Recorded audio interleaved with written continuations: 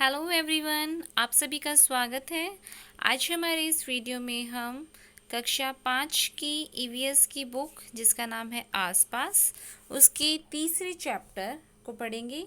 तीसरा चैप्टर है हमारा चखने से पचने तक। तो ये बड़ा ही इंटरेस्टिंग चैप्टर है जिसमें हमारे जो है खाने से लेके पचने तक की पूरी जर्नी को जो है बड़े अच्छे से एक्सप्लेन किया गया है। इन बिटवीन जो क्वेश्चन जो है चैप्टर के बीच में जो बनेंगे वो भी हम साथ साथ एक्सप्लेन करते हुए चलेंगे। तो शुरू करते हैं। चखने से पचने तक। स्वाद ही स्वाद। झुम्पा रसोई में गई और माँ से लिपट कर बोली, माँ मैं नहीं खाऊंगी कड़वे करेले, मुझे तो तुम गुड़ रोटी ही दे दो।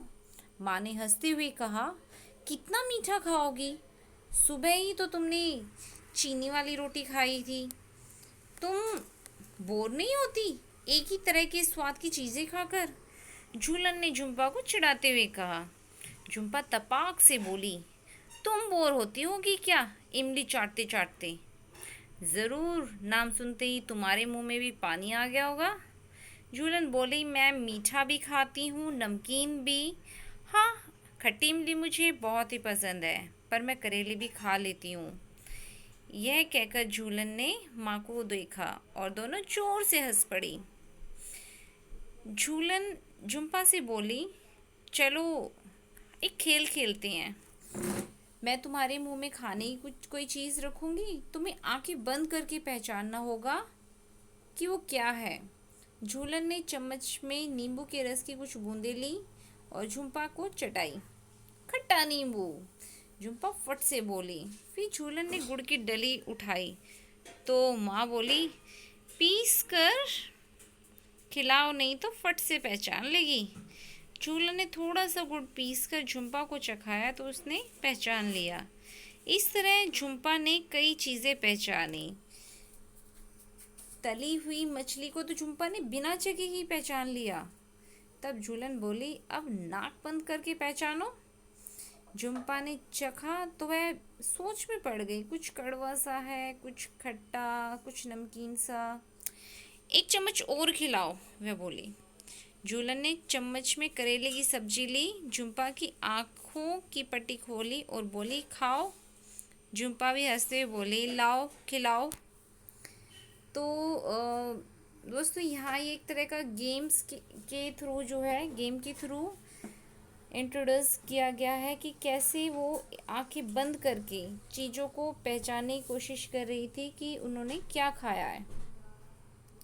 इसमें झूलन और झुम्पा दो कैरेक्टर हैं, माँ बेटी, जो कि पहचानने की कोशिश कर रही है। झूलन उसको खिला रही है और झुम्पा चीज़ों को पहचानने की कोशिश कर रही है। चर्चा करो। खट्टी इमली का नाम सुनते ही झूलन के मुंह में पानी आ गया। तुम्हारे मुंह में पानी कब आता है? यस, आपकी फेवरेट चीज़ क्या है जिसको सुनते ही आपके मुंह में पानी आ जाता है? ये सबकी चॉइस अलग अलग हो सकती है। तुम्हें एक ही तरह का स्वाद पसंद है? नहीं, बिल्कुल, मुझे तो अलग अलग तरह की चीज़ें पसंद है। झूलन ने झुम्पा को नींबू की रस की बूंदें चटाई। क्या कुछ बूंदों से स्वाद का पता चल सकता है? बिल्कुल पता चल सकता है, वो खट्टा था टेस्ट में। अगर तुम्हारी जीभ पर सौंफ के दाने रखें तो क्या तुम बिना चबाए उसे पहचान पाओगे? बिल्कुल, कुछ चीज़ें ऐसी हैं जिन्हें हम स्मेल करके, सूंघ के, मसालों को सूंघ के और फील करके ही हम उनको बता सकते हैं कि वो क्या है। खेल में झुम्पा ने मछली कैसे पहचान ली? तो मछली जब झुम्पा ने पहचान ली, उसने सूंघ कर पहचानी, उसकी स्मेल से, क्योंकि मछली की स्मेल बहुत ही स्ट्रॉन्ग होती है, इसलिए उसने उसको बिना टेस्ट किए और बिना देखे ही बता दिया कि वो मछली है। क्या तुम्हारे घर में किसी ने तुम्हें नाक बंद करके दवाई पीने को कहा है? बिल्कुल, नाक बंद कर देने से हमें स्मेल नहीं आती है, जिससे हमें टेस्ट का भी नहीं पता लगता कुछ केस में।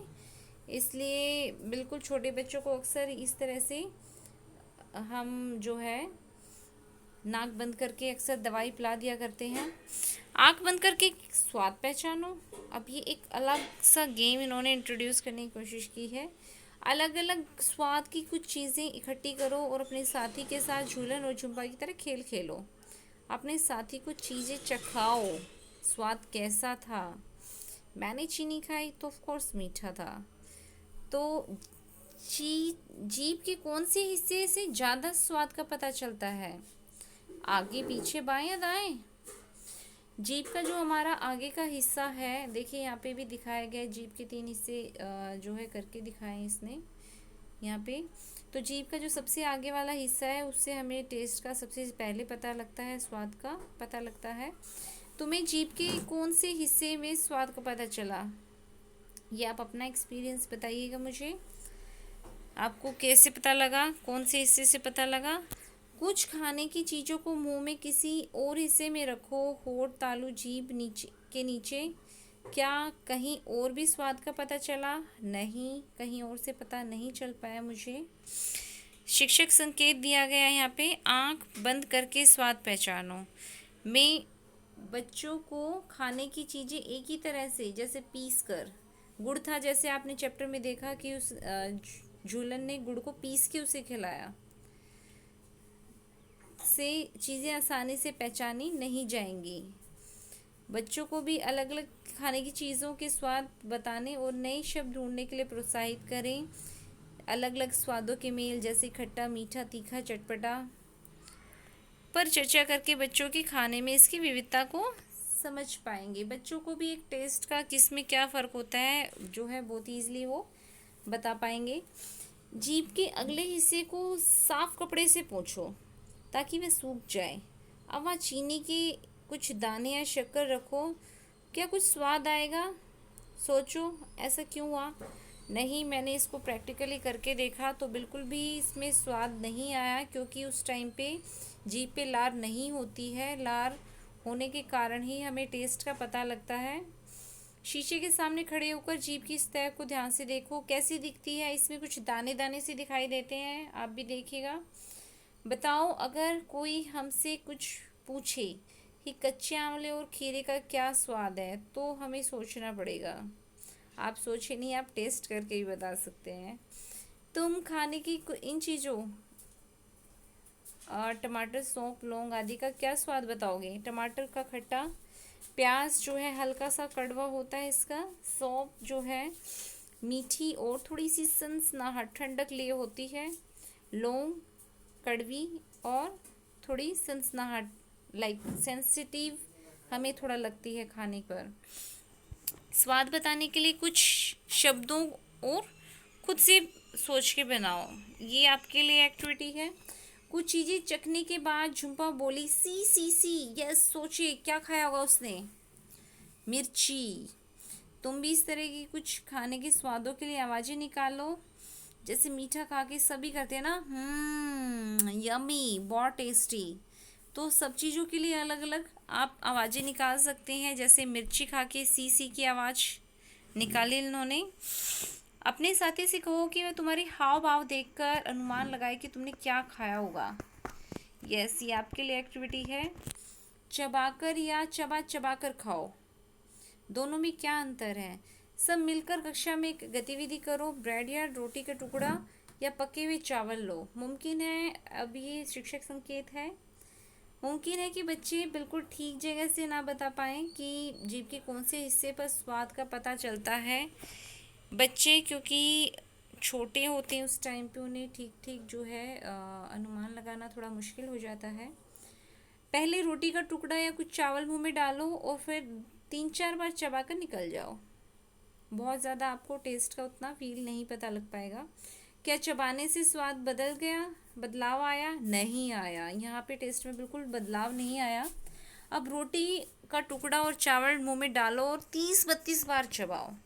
इस बार क्या होगा कि कुछ टाइम बाद चबाते चबाते खाना जो है थोड़ा सा मीठा लगने लगेगा आपको और थोड़ा सा सॉफ्ट लगने लगेगा, मुलायम। चर्चा करो, घर में लोग तुम्हें कहते होंगे खाना धीरे धीरे खाओ, ठीक से चबाओ, खाना अच्छे से पचेगा।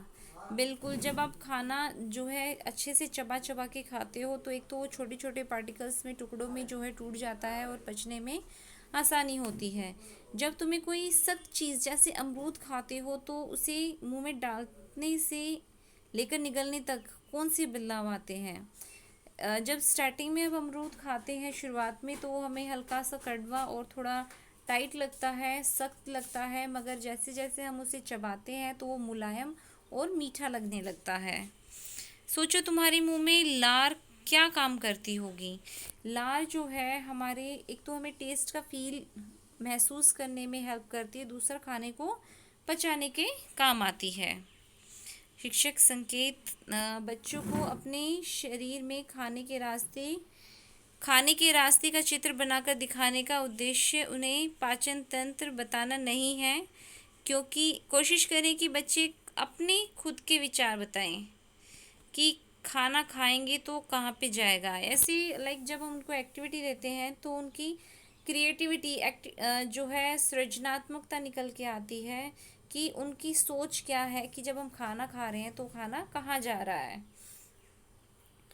दिल की बात, तुम्हें क्या लगता है कि शरीर में खाना कहाँ कहाँ जाता होगा। दिए गए चित्र में खाना जाने का रास्ता अपने मन से बनाओ, कुछ भी जो भी आपको लगता है। अपने साथी का चित्र भी देखो, क्या तुम्हारा चित्र साथी के चित्र एक जैसा है या अलग है। अधिकतर एक उम्र के बच्चों की सोच लगभग एक जैसी ही होती है, तो उनके चित्र भी एक जैसे ही बनेंगे। चर्चा करो, क्या तुमने किसी को कहते सुना है कि मेरे पेट में तो चूहे कूद रहे हैं। तुम्हें क्या लगता है, भूख लगने पर क्या सच में पेट में चूहे कूदने लगते हैं। नहीं, बिल्कुल नहीं। जब हमें भूख लगती है तो पेट में कुछ हलचल जैसे होने लगती है, और पेट में चूहे कूदना एक मुहावरा है जिसका मतलब है भूख लगना। तुम्हें कैसे पता चलता है कि तुम्हें भूख लगी है। पेट में कुछ कहते हैं ना, गुड़गुड़ हो रही है, कुछ हलचल जैसे लगने लगती है। सॉरी। सोचो, अगर तुम 2 दिन तक कुछ ना खाओगे तो क्या होगा। बिल्कुल, अगर हम नहीं खाएंगे तो हमें कमजोरी महसूस होने लगेगी और हम बीमार भी पड़ सकते हैं। क्या तुम 2 दिन तक बिना पानी पिए रह सकते हो। सोचो, जो पानी हम पीते हैं वह जाता कहाँ है। बिल्कुल भी नहीं, हम बिना पानी पिए एक दिन भी नहीं रह सकते हैं। और जो हम पानी पीते हैं अधिकतर वो पसीने और मूत्र के जरिए जो है हमारे शरीर से बाहर निकल जाता है। देखिए किस तरह से बहुत ही इंटरेस्टिंग वे में बताने की कोशिश की गई है इन पिक्चर्स के थ्रू। अगर हम नहीं खाना खाते हैं तो भूख से मेरे तो सर में दर्द हो जाता है, और जब मुझे भूख लगती है तो मुझे गुस्सा आता है। जब मैं भूखा होता हूँ तो थका थका महसूस करता हूँ। और ये इस गुड़िया ने जो इस बच्चे को लेके खड़ी है, जब मेरी बहन को भूख लगती है तो वह रोती है। एंड नाउ डॉगी सेड, मुझे भी भूख लगती है तो मैं भी रोता हूँ। तो ये अलग अलग पिक्चर्स के थ्रू बताया गया है कि जब भूख लगती है तो आपकी कैसी फीलिंग होती है। नीतू को चढ़ाया गया ग्लूकोज। नीतू को पूरा दिन जो है लगातार उल्टी रही, साथ में दस्त भी लग गए थे। उफ, कुछ भी खाओ या पियो तो उल्टी। उसके पिताजी ने तो उसे पानी में नमक चीनी घोलकर पीने के लिए दिया। शाम को डॉक्टर के पास जाने के लिए वह बिस्तर से उठी तो चक्कर खाकर गिर पड़ी। वे उसे गोद में उठाकर डॉक्टर के पास ले गए। डॉक्टर ने नीतू को अस्पताल में भर्ती होने को कहा, ग्लूकोज चढ़ाने के लिए। यह सुनकर नीतू सोच में पड़ गई। स्कूल में खेलने के समय तो टीचर कई बार ग्लूकोज पीने को देती है, अब ग्लूकोज चढ़ाना क्यों है। डॉक्टर आंटी ने उसे कहा, खाना और पानी शरीर में न रुकने की वजह से शरीर में कमजोरी आ गई है, तुम्हारा पेट खराब है। ग्लूकोज चढ़ाने से बिना खाए पिए भी तुम्हें जल्दी ताकत मिल जाएगी और हिम्मत भी। तो देखिए किस तरह से यहाँ पे नीतू को जो है सुई के जरिए जो है ग्लूकोज चढ़ाया गया। बताओ और चर्चा करो। तुम्हें याद होगा कि तुमने चौथी कक्षा में नमक चीनी का घोल बनाया था। नीतू के पिताजी ने भी उसे यही घोल दिया। सोचो, उल्टी दस्त होने पर यह घोल क्यों देते हैं। यस साथियों, जब हमें उल्टी या दस्त लगते हैं तो हमारे शरीर से नमक चीनी पानी इनकी जो है कमी हो जाती है, जिसे पूरा करने के लिए हम नमक चीनी का घोल देते हैं, जिससे कि पानी की पूर्ति को भी पूरा किया जा सके। क्या तुमने कभी ग्लूकोज शब्द सुना है या लिखा हुआ देखा है कहीं पे। तो कहाँ? बिल्कुल, मैंने ग्लूकोज शब्द जो है ग्लूकोज के डब्बे पे लिखा हुआ देखा है और टीवी में आने वाले एड्स में भी देखा है। क्या तुमने कहीं भी ग्लूकोज चखा है? उसका स्वाद कैसा होता है? अपने साथियों को, फ्रेंड्स को भी बताइए। ग्लूकोज मैंने बिल्कुल चखा है। कई बार गर्मियों में जैसे वीकनेस लगती है तो हम जो है उसको घोल बना के पी लेते हैं। इसका स्वाद जो है मीठा होता है। कुछ कभी कभी ऑरेंज फ्लेवर में भी आ जाता है। कुछ फ्लेवर आने लगे हैं अब बाज़ार में। शिक्षक संकेत, ग्लूकोज शुगर के रूप में हमारे शरीर को कैसी ताकत देता है? यह बात बच्चों के लिए अमूर्त है। अमूर्त मतलब वो उनके लिए वो उसको डायरेक्ट नहीं देख सकते हैं। वो उनके बिल्कुल सामने प्रत्यक्ष रूप से नहीं हो रही है कि वो कैसे उसको ताकत दे रही है। इस उम्र के बच्चों में यह हमेशा अपेक्षा नहीं की जा सकती कि वह यह समझ पाएँ। बिल्कुल, जो 5th क्लास के बच्चे अराउंड 10 इयर्स एज के होते हैं तो उन्हें ये कॉन्सेप्ट पूरी तरह से समझ में आना ज़रूरी नहीं है कि वो समझ पाए कि जो वो नहीं देख पा रहे हैं वो सच में होता है। मूर्त मतलब जो आपके आंखों के सामने होता हो, जिसे आप देख सकते हैं। अमूर्त मतलब जिसे आप नहीं देख सकते हैं। क्या तुम्हें या तुम्हारे घर में किसी को ग्लूकोज चढ़ाया गया है? कब और क्यों? घर में एक बार दादाजी बीमार हो गए थे जब उन्हें ग्लूकोज चढ़ाया गया था। नीतू की टीचर ने उसे हॉकी खेलते समय बीच बीच में ग्लूकोज पीने को कहती है। सोचो क्यों? खेलने के दौरान जो है लगातार शरीर से पसीना निकलता रहता है और थकान महसूस होती है। उसी को दूर करने के लिए ग्लूकोज को पानी पीने के लिए जो है नीतू की टीचर उसे कहती है। चित्र को देखकर बताओ नीतू को ग्लूकोज कैसे चढ़ाया गया? सुई के जरिए जो है पाइप लगा के जो है ग्लूकोज चढ़ाया गया जो कि लिक्विड फॉर्म में था। अब पढ़ते हैं हम मज़ेदार कहानी खिड़की वाले पेट की। सुनो कहानी एक अनोखे पेट की। पेट में था छेद। कहानी छेद की। मार्टिन नाम का एक फौजी। भूल से पेट में लगी गोली। हुआ इलाज, रह गया छेद। डॉक्टर के लिए बन गया खेल। बातें जान ली उसने भेद की। सुनो कहानी एक अनोखे पेट की। जब चाहे तब उसमें झांक ले, अंदर का सारा हाल भांप ले। क्या खाया, क्या पचाया, क्या नहीं पचा, क्या पचाया। कर सकते हैं यह मीन मेघ भी। सुनो कहानी एक अनोखे पेट की। चीजें जो करती थी गड़बड़, उन्हें डालकर हाथ झटपट बाहर निकाल सकते थे। बदले में नया खाना भी डाल सकते थे। हाँ, दाल भात और सेव भी। सुनो कहानी एक अनोखे पेट की। खिड़की जैसे छेद वाले पेट की, इसकी उसकी सबके पेट की कहानी ये उसने नहीं गढ़ी, वर्षों पहले सच्ची थी घटी। पढ़ो कहानी एक अनोखे पेट की। पेट में था छेद, कहानी छेद की। ये जो है राजेश उत्साही, इन्होंने चकमक में जो है अगस्त में 1985 में ये कविता लिखी थी। तो ये एक सच्ची घटना है बच्चों जो यहाँ पे बताई गई आपको एक कहानी के जरिए। पेट में झांका जाना भेद। तुमने कहानी में जिस फौजी के बारे में पढ़ा वह सन 1822 में 18 साल का था और वह बहुत तंदुरुस्त था। जब वह गोली से जख्मी हुआ तो उसे डॉक्टर बोमोट के पास ले जाया गया। डॉक्टर ने मार्टिन की अच्छी तरह से मरहम पट्टी की। धीरे धीरे उसका जख्म ठीक होने लगा, पर पेट का छेद नहीं भरा। लगभग 1.5 साल के बाद डॉक्टरों ने देखा कि मार्टिन के पेट में एक अद्भुत खिड़की सी बन गई है। पेट की चमड़ी ने बढ़कर छेद को ढक तो लिया था, ठीक उस तरह से जैसे एक फुटबॉल का वॉशर होता है। यानी चमड़ी की एक तह के ऊपर एक और तह सी बन गई थी। निचली तह को दबाने पर छेद में से पेट में झांका जा सकता था। पेट में ट्यूब डालकर पेट का खाना ही बाहर निकाला जा सकता था। अब क्या था, डॉक्टर बोमट को मार्टिन का यह अजूबा पेट क्या मिल गया, मानो एक खजाना मिल गया। सोच सकते हो कितना समय लगा होगा उन्होंने इस पेट के साथ प्रयोग करने में। पूरे 9 साल। इन 9 सालों में मार्टिन कुछ भी काम करते रहे। उनकी शादी भी हुई। उस समय तक वैज्ञानिकों को यह मालूम नहीं था कि पेट में पाचन की क्रिया होती है, वह कैसे होती है। पेट में जो पाचक रस होते हैं उनका क्या काम होता है। क्या वे पाचन में मदद करते हैं या केवल भोजन को तरल बनाने के लिए ही होते हैं।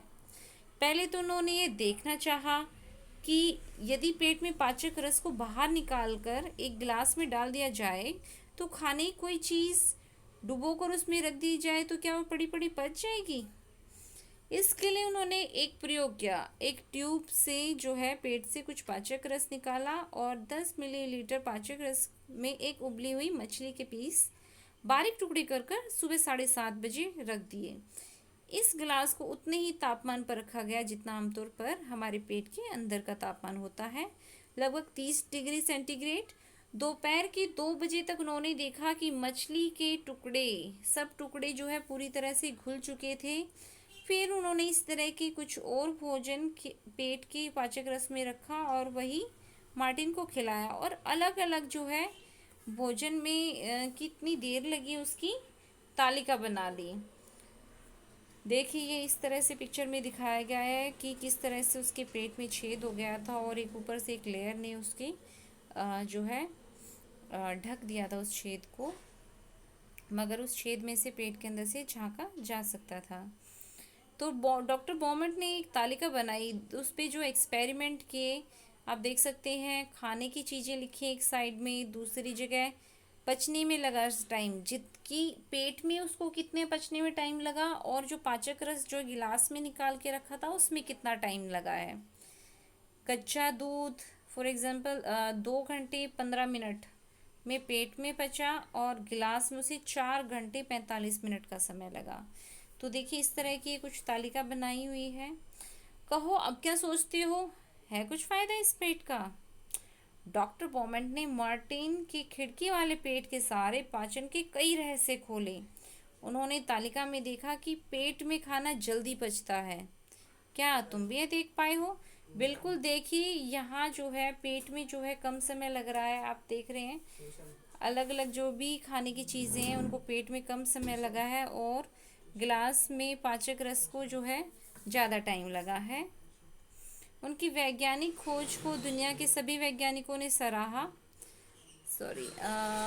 जल्दी जल्दी पचाने के लिए हमारा पेट खाने को खूब घुमाता हिलाता है। वे यह भी देख पाए जब मार्टिन दुखी या परेशान होता तो उसका खाना ठीक से नहीं पचता। यही नहीं, उन्होंने बताया कि हमारे पेट का पाचक रस एसिड यानी कि अम्ल की तरह होता है। क्या तुमने किसी को कहते सुना है कि मेरे पेट में एसिडिटी हो गई, खासकर जब जब ठीक से खाना नहीं खाया हो या पचाया ना हो। उसकी वैज्ञानिक खोज को दुनिया के सभी वैज्ञानिकों ने सराहा। फिर कितने ही अन्य प्रयोग दुनिया के कोने कोने में किए गए। क्या तुमने पेट में गोली मारकर, क्या कहा तुमने, पेट में गोली मारकर। अरे नहीं भाई, बाद में होने वाले प्रयोग जो है किसी के पेट में गोली मारकर नहीं किए गए। ये प्रयोग दूसरे वैज्ञानिकों ने मशीन की सहायता से किए। तो देखो कैसे लगी आपको मार्टिन के पेट उफ तुम्हारे पेट की कहानी। ये जो है पूरा डिस्क्रिप्शन जो है अनीता रामपाल ने लिखा था चकमक में अगस्त 1985 में। अब आपकी बारी। अगर आप बॉमट की जगह होते तो पेट के रहस्य जानने के लिए क्या क्या प्रयोग करते। ये हर बच्चे की अलग अलग सोच हो सकती है। आज की अगर हम टेक्नोलॉजी की बात करें तो हम इसमें इंटरनेट की भी हेल्प ले सकते हैं और जो भी हमारे समय अनुसार जो भी प्रश्न आते हैं उनका उत्तर जानने की हम बिल्कुल कोशिश करेंगे। शिक्षक संकेत, इस सच्ची कहानी के में बच्चे वैज्ञानिकों के काम करने के व्यवस्थित तरीके, वैज्ञानिक इतिहास की एक रोचक दास्तां पढ़ेंगे और बच्चों में यह अपेक्षा नहीं है कि वे पूरी तरह से पाचन क्रिया को समझ पाएं। पेट क्या होता है, आंतें क्या काम करती है, यह सब वे बड़े होकर जानेंगे। तो ये था जो है बच्चों बहुत ही इंटरेस्टिंग कि कैसे जो है एक्सपेरिमेंट हुआ, कैसे जो है अलग अलग उन्होंने खोज की हमारे पेट के बारे में। सही खाना और सही सेहत। डॉक्टर अपर्णा के पास इलाज के लिए दो बच्चे आए, रश्मि और कैलाश। दोनों बच्चों ने से डॉक्टर अपर्णा से बातचीत की जानकारी मिली। जो भी जानकारी मिली वो नीचे है, तुम भी पढ़ो। देखो यहाँ पे रश्मि है बिल्कुल दुबली पतली 5 साल की, और कैलाश जो है 7 साल का है। इन पिक्चर्स में देख रहे हैं आप किस तरह से थोड़ा सा फ्लपी सा है ये। रश्मि 5 साल की, 3 साल की लगती है। हाथ पैर पतले और पेट फूला हुआ, अक्सर बीमार रहती है थकान के कारण। बहुत बार स्कूल भी नहीं जा पाती, खेलने की ताकत भी नहीं होती। पूरे दिन में थोड़े से चावल या एक आध रोटी ही मिलती है, तो समझो पूरा उस दिन बहुत मिल गया। तो यहाँ पे कहीं ना कहीं रश्मि जो है कुपोषण की शिकार हुई है, जिसे ठीक से खाने को नहीं मिल रहा है। दूसरी तरफ कैलाश जो है उम्र से बड़ा है, जो है शरीर मोटा और थुलथुला है, पैरों में दर्द रहता है, फुर्ती से काम नहीं कर पाता। बस से स्कूल जाना और कई दिन में कई घंटे टीवी देखना, खाना घर का खाना उसको पसंद नहीं है। दाल चावल रोटी सब्जी से दूर रहता है। बाजार के चिप्स बर्गर कोल्ड ड्रिंक बस यही सब भाता है उसे। तो देखिए बाहर के अटपटे खाने ने उसका जो है किस तरह से उसे बीमार कर दिया है। डॉक्टर ने दोनों का कद और वजन नापा और जांच भी की। दोनों बच्चों को कहा कि तुम्हारी बीमारी का एक ही इलाज है, सही खाना। बिल्कुल सही खाना। अब क्या होता है, ऐसा खाना जिसमें सभी पोषक तत्व शामिल हो। तो चर्चा करते हैं, तुम्हें क्या लगता है कि रश्मि पूरे दिन में एक ही रोटी क्यों खाती होगी? बिल्कुल जो है यहाँ पे पता लगा कि उसे अगर थोड़ा बहुत भी पूरे दिन में खाने को मिल जाता तो बहुत होगा। इसका मतलब है कि जो है उनकी आर्थिक जो है स्थिति ऐसी ही नहीं है कि उसे वो भरपेट खाने को मिल पाता। क्या कैलाश को खेल कूद में दिलचस्पी होगी? नहीं बिल्कुल, क्योंकि उसका शरीर ऐसा है कि अगर वो थोड़ा भी खेलेगा कूदेगा तो उसे थकान होने लगेगी। सही खाने से तुम क्या समझते हो? बिल्कुल अभी जैसे हमने बताया, सही खाने का मतलब है पौष्टिक आहार जिसमें सभी पौष्टिक तत्व सही मात्रा में हो। तुम्हारे हिसाब से रश्मि और कैलाश का खाना ठीक क्यों नहीं है? वो इसलिए ठीक नहीं है कि एक तो रश्मि को जो है पूरे दिन में ठीक से खाना ही नहीं मिल पाता है, क्योंकि वो जो है पूरे दिन में भी जो है ठीक से एक पौष्टिक आहार ढंग का खाना नहीं जुटा पाते हैं। दूसरी तरफ जो है कैलाश बाहर का चिप्स बर्गर और इस तरह के अटपटे खाने से उसने अपनी हेल्थ को बिगाड़ लिया है। तो दोनों का ही खाना ठीक नहीं है। पता करो, दादा दादी से पूछो, ये तुम्हारे लिए एक्टिविटी है कि जब वो तुम्हारी उम्र के थे तब वो एक दिन में क्या क्या काम करते और क्या खाते थे। मैंने अपने दादा दादी से पूछा तो मुझे पता चला कि वो हरी हरी सब्जियां, दालें, फल, ताजे फल सब्जियां, उस दूध, ये सब खाते पीते थे। और व्यायाम करना, खेतों में काम करना, ये सब उनका रूटीन था।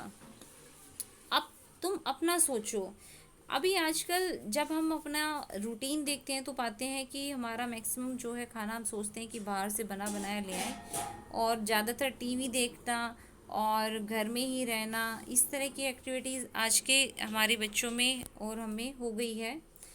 क्या आपके द्वारा की गई चीज़ें बातें बड़ों जैसी हैं या उनसे अलग है?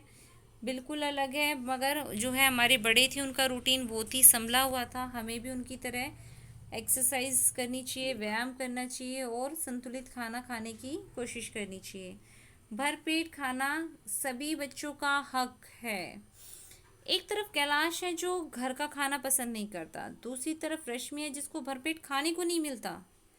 भरपेट खाना सभी बच्चों का अधिकार है। हमारे देश में लगभग सभी बच्चे रश्मि जैसे हैं जो कुपोषण का शिकार हैं, जिन्हें ढंग से खाना नहीं मिल पाता है।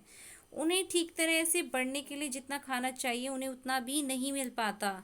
ये बच्चे कमज़ोर रहते हैं और कई बीमारियों के शिकार हो जाते हैं। देखिए ये जो है एक पिक्चर में दिखाया गया है, उड़ीसा की जो है कालाहांडी जिले के बारे में है।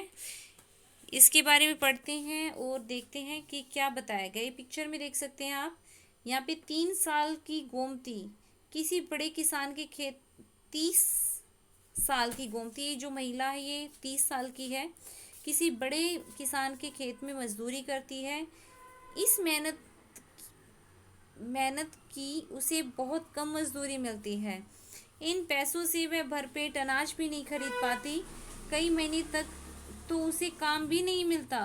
फिर जंगलों में पेड़ों की पत्तियां या जड़ें खाकर काम चलाना पड़ता है। इसके कारण अब गोमती के बच्चे बीमार पड़े हैं। गोमती का पति भी कुछ साल पहले भूख के कारण ही गुजर गया था। एक तरफ तो कालाहांडी सबसे अधिक चावल पैदा किया जाता है और दूसरे राज्यों में बेचा जाता है। दूसरी तरफ कालाहांडी के कई गरीब मजदूरों की ऐसी हालत है गोमती जैसी। कई बार तो यह धान गोदामों में पड़ा पड़ा सड़ भी जाता है। फिर भी ऐसी जगह लोग भूखमरी का शिकार क्यों हो रहे हैं? बिल्कुल, ये हमारे सामने एक बहुत ही बड़ा प्रश्न है कि जहाँ पे गोदामों में पड़ा हुआ अनाज सड़ रहा है, उसी राज्यों में वहीं हमारे समाज में जो है लोग कुपोषण का और भूखमरी का शिकार हो रहे हैं। तो बच्चों, क्या तुम किसी ऐसे बच्चे को जानते हो जिन्हें दिन भर में खाने को कुछ नहीं मिलता, या क्या क्या कारण हो सकते हैं? बिल्कुल, जब हम बाहर कई बार निकलते हैं, सड़क के किनारे गरीब बच्चे जिन्हें खाने को भी 2 टाइम पे नहीं मिल पाता है और वो कुपोषण का शिकार हो जाते हैं। कारण यही है कि गरीबी, भूखमरी, काम का ना मिल पाना। क्या तुमने कभी ऐसा गोदाम देखा है जहाँ बहुत सारा अनाज रखा हो? बिल्कुल, यहाँ घर से ही कुछ दूरी पे जो है अनाज का गोदाम है, वहाँ पे बहुत सारा अनाज है। मगर ये बहुत ही गलत बात है कि इस तरह से अनाज का पड़े पड़े सड़ जाना। मैं मानती हूँ कि जो है अगर हमारे लिए एनफ है तो हमें बिल्कुल जो है गरीब लोगों की मदद करनी चाहिए। कम से कम 1-2 टाइम का खाना सभी का अधिकार है, इस बात को हमें समझना चाहिए। क्या समझें? जब तुम्हें जुकाम होता है तो खाना बेस्वाद क्यों लगता है? क्योंकि हमारी नाक बंद हो जाती है और हम खाने की स्मेल को नहीं महसूस कर पाते हैं, इसलिए हमें खाना भी बेस्वाद लगता है। अगर ऐसा कहा जाए कि हमारा मुंह ही पचाना शुरू कर देता है तो तुम कैसे समझोगे? बिल्कुल सही कहा, क्योंकि हमारे मुंह में जो है लार होती है। जैसे ही हम खाना मुंह में डालते हैं, लार अपना काम शुरू कर देती है, हमें टेस्ट भी फील होता है और उन एंजाइम्स के थ्रू जो है खाना जो है धीरे धीरे हमारे शरीर में गले से नीचे उतरने में भी हेल्प करता है, इवन डाइजेस्ट करने में भी हेल्प करता है। सही खाना ना मिले तो बच्चों को क्या क्या परेशानी हो सकती है? सही खाना ना मिलने पर बच्चे बीमार पड़ सकते हैं, कमज़ोर होंगे। तो ऐसे ही कमज़ोर बच्चों के भविष्य भी अंधकार में ही होगा। तो ये जो है आज का हमारा चैप्टर था। उम्मीद करती हूँ आप सभी को समझ आया होगा और ये बहुत ही इंटरेस्टिंग चैप्टर था। अगर कहीं आपको कुछ क्वेश्चन लगते हैं फिर भी, तो आप कमेंट बॉक्स में डाल सकते हैं। तो मिलते हैं अगले वीडियो में। अगर आपको ये पसंद आई हो वीडियो तो लाइक, शेयर एंड सब्सक्राइब करना ना भूलें। Thank you.